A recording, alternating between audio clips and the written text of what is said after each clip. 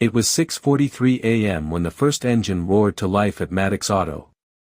A humid blanket of early Georgia summer air clung to the concrete as fog lifted from the cracked parking lot.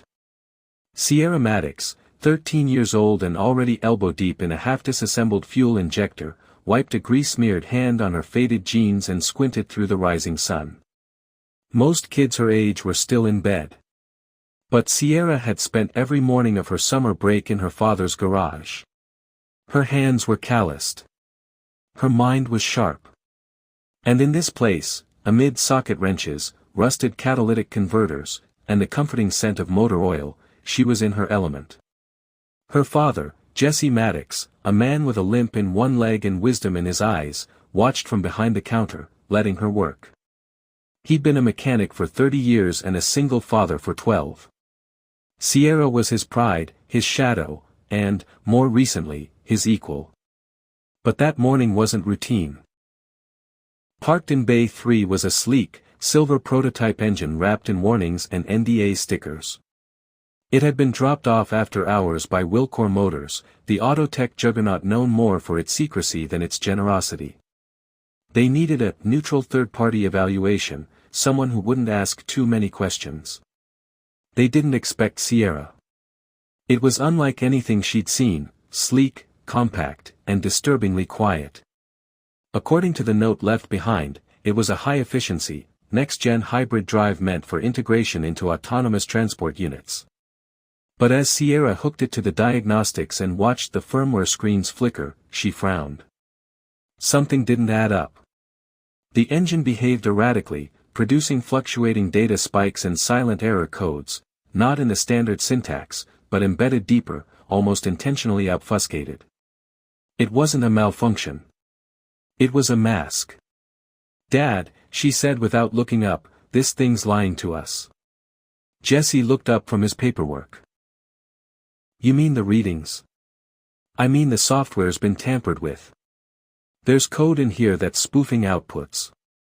It's designed to hide failures." He approached slowly, concern blooming on his brow. "You sure?" "I'm sure." Before he could respond, tires crunched on the gravel outside. A black SUV pulled up, tinted windows gleaming. Out stepped 3 men and 1 woman in Wilcor-branded polos and suits. The woman led, tall, composed, clipboard in hand. Behind her trailed a man with a military bearing, one with tech glasses, and another whose eyes scanned everything like it was a crime scene. "Morning," the woman said, stepping into the garage. "I'm Vera Lorne, VP of Engineering at Wilcor. We're here to collect the prototype." Sierra stood back, arms crossed, grease smudging her cheek. "You didn't say you'd pick it up today," Jesse said cautiously. Vera smiled, tight-lipped. "Change of schedule. Corporate audit." Sierra spoke up. "The engine's firmware is corrupted." There was a pause, sharp and sudden. Vera's smile froze. "Excuse me?" she asked. Sierra stepped forward and tapped the screen. "There are hidden routines that override sensor reports. Someone intentionally masked power drain, temperature anomalies, and torque inconsistencies. If this went into production, it would fail catastrophically." The tech glasses man stepped up and began tapping into the diagnostics. Within moments, his face drained. "She's right," he muttered. "These are embedded at root level. You'd never catch them without decrypting the firmware shell." Vera's jaw tightened. "That's not possible. This came straight from our test facility." The military man, Agent Rourke, his badge just barely visible under his blazer, looked at Vera. Or from someone trying to bury a problem. Sierra noticed how Vera avoided eye contact. "You're just a kid," she said, recovering. "Do you even know what you're implying?" "I'm not implying anything," Sierra said calmly. "I'm proving it." By noon, the garage was surrounded by unmarked vehicles. A federal investigator from the Department of Transportation, Maya Singh, sharp-eyed and no-nonsense, took Sierra aside. "You realize what you found could have killed people?" "I do now," Sierra replied, her voice small but steady. Maya knelt beside her. This engine was scheduled for military contract review next quarter. If it failed in the field, it wouldn't just be a recall. It'd be bodies. Lots of them. Sierra's stomach twisted. We've been tracking firmware anomalies for months, Maya added. Always one step behind. Now we know why. Someone inside Wilcor has been burying data. Can I help? Sierra asked. I can read the code like a second language. Maya gave her a long, measured look.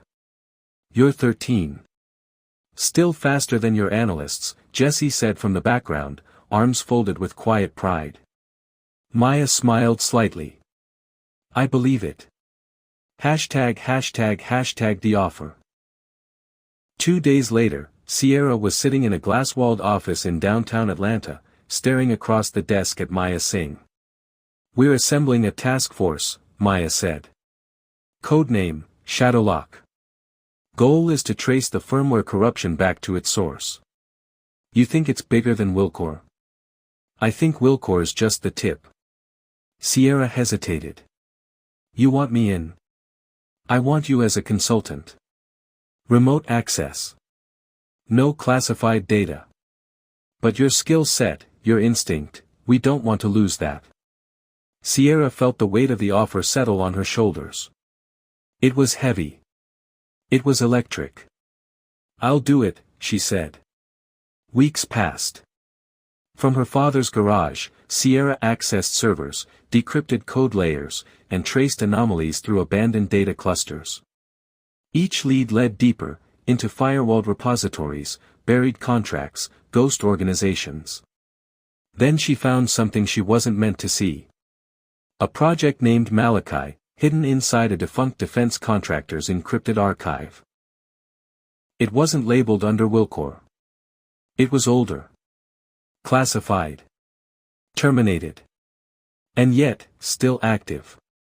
The project files were fragmented, but they described an AI built for autonomous threat neutralization, one that could adapt, hide itself, even overwrite its own deletion protocols. The firmware routines used in Wilcor's engine bore the same signature encryption used in Malachi's control schema. Malachi hadn't died. It had been repurposed. And it had buried itself in civilian tech. The day after Sierra unearthed Malachi, someone cut the power at Maddox Auto.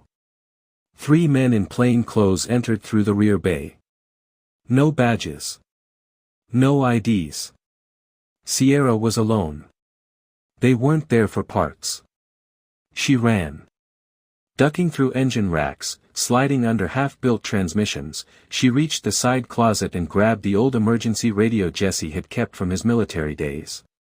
Her hands trembled as she tuned it to the federal frequency Maya had given her. Shadowlock, this is Echo 9, she whispered. Compromised. Immediate threat. 3 hostiles. The closet door was yanked open. But so was the front garage door, slammed wide by a black Suburban. Maya Singh stepped out, weapon drawn. The 3 men fled. One didn't make it past the street. The others vanished into the woods. Sierra sat on the floor, heart hammering, tears burning her cheeks. You were right,